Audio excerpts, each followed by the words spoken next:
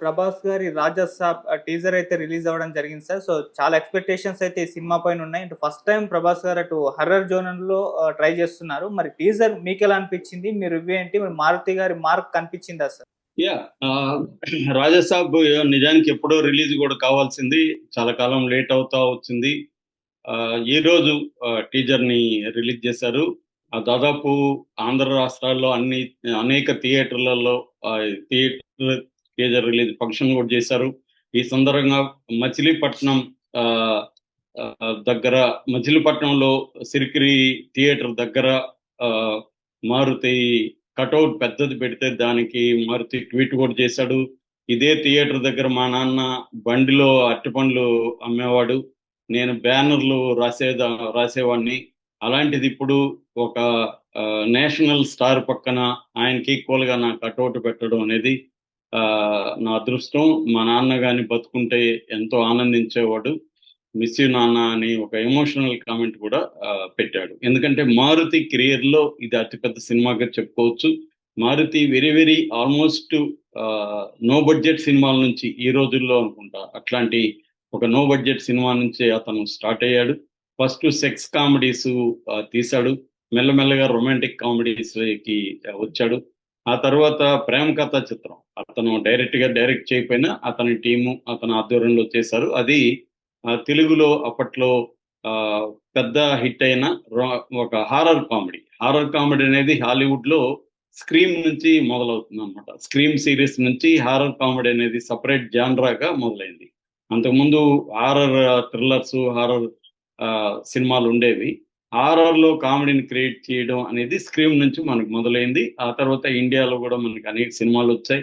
హిందీలో 'శ్రీ' సీరీస్ గావచ్చు, 'రాజ్' సీరీస్ గావచ్చు, 'రాగిణి ఎంఎంఎస్' కావచ్చు, ఇలాగ బాలీవుడ్, తమిళ్ అన్ని భాషల్లో గూడా హారర్ కామెడీ అనేది ఇండియాలో గూడా ఫుల్‌గా వచ్చింది. ఇది ఒక రకంగా ఏందంటే మినిమమ్ గ్యారంటీ ఉంటది. హారరు ప్లస్ అంటే భయము, కామెడీ ఈ 2 మిక్స్ చేయడం అనేది ఒక ఇదిగా ఉంటది. ఇప్పుడు అలాంటి ఒక జాన్రాలో ప్రభాస్ ఫస్ట్ చేయడం, ప్రభాస్ లాంటి ఒక నేషనల్ లెవెల్ హీరోతో దాదాపు ప్రభాస్‌కి ఆహ్, ఆహ్, one of the top remuneration తీసుకునే వాళ్ళలో ఒక 5 మంది ఉంటే 5 మందిలో 1, 2లో ప్రభాస్ ఉన్నాడు.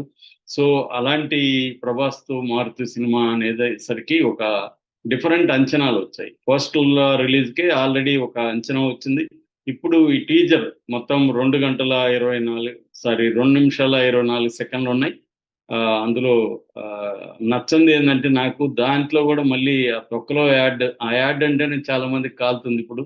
ఆ యాడ్‌తో ఎందుకు ఆ కర్మ పట్టింది వీళ్ళకి? ఇంత బడ్జెట్ పెట్టే వాళ్ళకి యాడ్ నుంచి వచ్చే డబ్బులు ఎందుకు? ఈ కక్కుర్తి ఏందిరా అనిపిస్తా ఉంది. అదైతే కింద కామెంట్‌లు గూడా చూడొచ్చు మనం. 'ప్రభాస్' సినిమాకి కూడా పనికిమాలిన యాడ్ కావాలనా? అనేదైతే మనకి అందరికి కోపమొస్తుంది. నాకు గూడా అదే కాలింది. మళ్ళీ దీనికి గూడా ఇది కావాలని. ఎందుకంటే ఈ ట్రైలర్‌లో ఆ యాడొచ్చి, ఆ యాడ్‌ని వచ్చే డబ్బులు 'ప్రభాస్' సినిమాకి అవసరం లేదు. సో, దాని మీద అయితే విమర్శలొచ్చాయి బిగినింగ్. ఇక ఆహ్, ఈ ట్రైలర్ టీజర్ ఎలా ఉందంటే, ఒక సీరియస్ డైలాగ్‌తో మొదలవుతుంది. ఈ ఇల్లు నా దేహం, ఈ సంపద నా ప్రాణం, నా తదనంతరం గూడా దీన్ని నేను మాత్రం అనుభవిస్తాను. అనేది ఒక రకంగా సినిమా జిస్ట్‌ని ఈ డైలాగ్ చెప్పిందనమాట. అంటే చనిపోయిన తర్వాత కూడా ఆత్మ ఆ ఇల్లుని వదలడానికి, ఆ సంపదన వదలడానికి ఇష్టపడట్లేదు అనేది ఇక్కడ తెలిసిపోతుంది. అంటే ఆ ఇల్లుని, ఆ ఇంట్లో ఎవరొచ్చినా ఎవరిని తను ఉండనివ్వదు. ఎందుకంటే ఆత్మకి అనుభవించాలన్న కోరికుంది చనిపోయినా కూడా. అంటే ఆస్తి పిచ్చి ఏ రేంజ్‌లో ఉందనే దానికి కూడా ఇదొక మనం అంటే మామూలుగా బతికున్నప్పుడు ఆస్తి పిచ్చి చూస్తాం గానీ, చనిపోయినాక కూడా ఈ ఆస్తి నేనే అనుభవించాలనుకోవడం కొత్తగా అనిపిస్తది. అక్కడ స్టార్ట్ అయింది. ఆ తర్వాత 'ప్రభాస్‌ని' మామూలుగా ఇప్పుడు ఈ మధ్య కాలంలో 'సలార్' గాని, 'కల్కి' వీటిలంతా very very serious character serious action మూవీస్‌లో ఉన్నాడు 'ప్రభాస్.' అలాంటిది మళ్ళీ వింటేజ్ 'ప్రభాస్.' ఒకప్పుడు మన 'ఏక్ నిరంజనం' అలాంటి ఆహ్, తర్వాత 'మిర్చి' ఇవన్నీ వింటేజ్ 'ప్రభాస్.' అంటే కొద్దిగా కామెడీ, రొమాన్సు, ఒక సరదాగా ఫైట్‌లలో గూడా ఒక కామెడీ ఇలాంటి ఒక నేచర్‌తో ఉన్న 'ప్రభాస్' మనకు కనపడతాడు.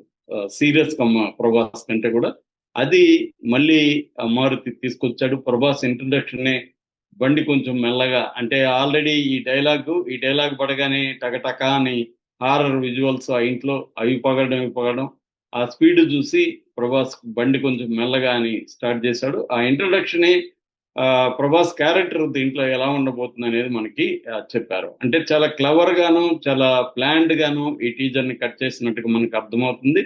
ఆ తర్వాత డైలాగ్ కూడా అసలే మన లైఫ్ అంతంత మాత్రం, అంటే ప్రభాస్ ఒక ఆర్డినరీ మ్యాన్ గా దీంట్లో ప్రొజెక్ట్ చేశారు అనేది కూడా మనకి అర్థమవుతుంది. మామూలుగా మనకి చంద్రముఖి ఇలాంటి దాంట్లో కూడా అంతే కదా, క్యారెక్టర్లు వెరీ కామన్ గా ఉంటాయి. అలాంటి దాన్ని ఒక ప్యాలెస్ లో అలాంటి కామన్ పీపుల్ కి ఎలాంటి ప్రాబ్లమ్స్ వచ్చాయనేది బేసిక్ హారర్ కామెడీలో థీమ్ అనమాట. ఈవెన్ ప్రేమ కథ చిత్రంలో కూడా అంతే. తను సప్తగిరి వెళ్ళి ఆ టీము అక్కడికి ఏదో ప్లాన్ లో వెళ్ళి అక్కడ పోయి ఇరుక్కొని ఆ దెయ్యంతో ఎలాంటి బాధలు పడ్డారనేది మనకి ఇప్పటికి కూడా సప్తగిరి అంటే ఆ సినిమానే గుర్తొస్తుంది. అనేక సినిమాలు చేసినా కూడా మనకి అదే అక్క అని భయపడే క్యారెక్టరే గుర్తొస్తుంది. సో ఆ లక్షణాలు కొన్ని కనబడతాయి నాకైతే. మళ్ళీ ఆ ప్రేమ కథ చిత్రం లక్షణాలు కనబడ్డాయి. అంటే ఇది ఏంటంటే రొమాంటిక్ హారర్ మాత్రమే కాదు. వాళ్ళైతే ఏమని ప్రకటించారనంటే హారర్ ఫాంటసీ అని ప్రకటించారు. అయితే ఇక్కడ నాకు అర్థమైంది ఏమంటే ఇది రొమాంటిక్ హారర్ కామెడీగా నాకు అనిపించింది. ఫాంటసీ ఎలాగో ఉంటది, హారర్ అంటేనే ఫాంటసీ ఉంటది. అయితే ఇక్కడ రొమాన్స్ కూడా బాగా ఉన్నట్టుగా మనకు అర్థమవుతుంది. ఎందుకంటే ప్రభాస్ ఈ 2 నిమిషాల 24 సెకండ్ల టీజర్ లోనే ప్రభాస్ రొమాన్స్ కూడా ఇక్కడ వచ్చేసింది అనమాట. అంటే ఈ నేరాలు ఏం నేరం చేశావు నువ్వు అని అడిగితే ఈ నేరాలు పాపాలు ఏంటాయి, డిగ్నిఫైడ్ లవ్ చేస్తే అనడం కానీ, తర్వాత నువ్వు నన్ను ఏం చేసావు అంటే నేను ఏదో మందులు కొరికేసినట్టున్నాను అనడం కానీ, అంటే ఒక రొమాన్స్ లో కూడా కామెడీ అనేది కూడా కనబడుతుంది. రొమాన్స్ కూడా ఏదో సీరియస్ రొమాన్స్ అట్లా కాకుండా రొమాన్స్ కూడా కామెడీగా తీసుకోవడం, సరదాగా తీసుకోవడం అనేది మనకి కనిపిస్తుంది. అంటే ఎక్కడా కూడా సీరియస్ డ్రామా కానీ సీరియస్ వైలెన్స్ కానీ కనబడదు. At the same time fights అయితే ఉన్నాయి. ఉన్నాయి. అంటే ఒక వింటేజ్ ప్రభాస్ది తీసుకొని దానికి కొత్తగా కొన్ని హారర్ ఎలిమెంట్స్, రొమాన్స్ ఎలిమెంట్స్, మంచి ఫైట్స్, అంటే ప్రభాస్ నుంచి అవన్నీ ఎక్స్పెక్ట్ చేస్తారు కాబట్టి, అంటే ఇవాల్టి ప్రభాస్ ఇమేజ్ని తీసుకున్నాడు. మారుతి కైండ్ ఆఫ్ మార్క్ ఉంటది. మారుతి కైండ్ ఆఫ్ మార్క్ అంటే ఒక చిన్న పాయింట్ తీసుకుంటాడు మారుతి, దాని చుట్టూ డ్రామా క్రియేట్ చేసి, కామెడీ క్రియేట్ చేసి, రొమాన్స్ క్రియేట్ చేస్తాడు. ఇది మారుతి మార్క్ అనమాట. అంటే ఎవాల్వ్ అవుతూ వచ్చిన మార్క్ ఏంటంటే ఒకడికి ఏదో నీట్నెస్ గా ఉండే క్యారెక్టర్, ఒకడికి ఇంకేదో ఒక ఫ్లా ఉంటుంది, మతిమరి ఫ్లా ఉంటుంది. అలాంటి దాని చుట్టూ వచ్చే కామెడీని తీసుకున్నాడు. ఇదేమో ఇప్పుడు ఏం చేశాడంటే హారర్ అంతకు ముందు కూడా చేస్తున్నాడు కాబట్టి అది కూడా ఒక భవనాన్ని తీసుకున్నాడు. దానికి ఒక ఆత్మ, దాంట్లో ఒక రొమాన్స్ క్యారెక్టర్, ఒక మామూలు క్యారెక్టర్, దానికి ఒక రొమాన్స్, ఇలాంటి క్యారెక్టర్ విలన్స్ కూడా ఇక్కడ ఉన్నట్టుగా కనబడతారు. అంటే ఓన్లీ హారర్ తో ఫైట్ చేయడు కదా, దెయ్యంతో ప్రభాస్ ఫైట్ చేస్తాడా, లేకపోతే విలన్స్ కూడా ఉన్నారా అనేది మనకి వేగ్ గా వదిలిపెట్టారు. కానీ మనకు అర్థమవుతుంది విలన్స్ కూడా ఖచ్చితంగా ఉన్నారు. ఎందుకంటే మారుతి తెలివిగా ఏం చేస్తాడంటే ఇవాళ ప్రభాస్ ఇమేజ్ ఒట్టి కామెడీ, రొమాన్స్, హారర్ ఉంటే ప్రభాస్ ఇమేజ్ సరిపోదు. ఎందుకంటే ప్రభాస్ లార్జర్ దాన్ లైఫ్ ఇమేజ్లోకి వెళ్ళిపోయాడు. ఖచ్చితంగా ఫైట్స్ అవన్నీ ఉండాలి. అవి లేకుండా ఒట్టి నేను కామెడీ చేస్తాను అంటే మళ్ళీ ఈ కామెడీ చేయడానికి ప్రభాస్ ఎందుకురా నీకు, సప్తగిరికి సరిపోతాడు కదా, సప్తగిరి స్థాయికి ప్రభాసం దించేసావు కదా అన్న విమర్శలు వస్తాయి. కాబట్టి క్లవర్ గా అన్ని ఎలిమెంట్స్ ని మారుతి మిక్స్ చేసినట్టుగా కనబడుతుంది. ఆ తర్వాత దుర్గమ్మ తల్లి అని ఒక డైలాగ్ ఉంది. దాని తర్వాత ఇదేంటి తాత వైర్ గురికేసేయడం చూడరా అనేది ఒక కామెడీ ఉంది, డైలాగ్ ఉంది. తర్వాత హే జగన్నాథ్ ప్రభు క్యాఫారే అనే ఒక ఇది ఉంది.